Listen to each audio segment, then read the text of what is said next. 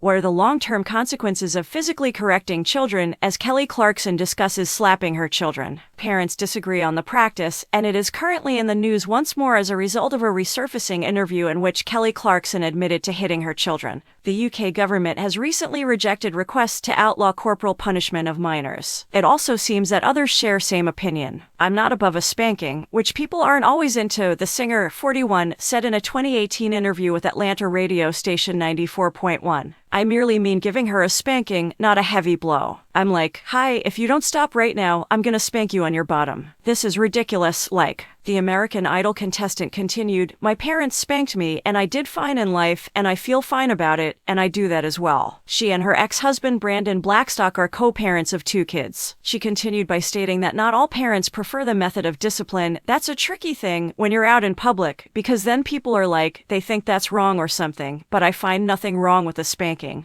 It is still up for debate whether or not hitting a child is ever acceptable." The English government rejected requests to outlaw the physical abuse of children, arguing that they are already protected by the law. Any kind of corporal punishment, including smacking, beating, slapping, and shaking, is forbidden in Wales, Scotland, and Jersey. However, if it is a reasonable punishment, it is acceptable for a caregiver or parent to physically correct their child in England and Northern Ireland. Any penalty that goes beyond what is deemed reasonable is prohibited. According to the Children Act of 2004, it is forbidden to physically hurt or cruelly treat a kid. Citizens Advice Bureau states that parents may be charged with assault or the kid may be placed in local authority care if the violence they use is serious enough to leave a mark, such as a scratch or bruise. The government insists that parents in England should be trusted to discipline their children, despite requests from children's charities for the other UK nations to follow Wales and Scotland and outlaw smacking. The Department for Education issued the following statement in response to the government's recent rejection of the proposed ban on smacking. "The government does not condone any violence towards children and has clear laws in place to prevent it."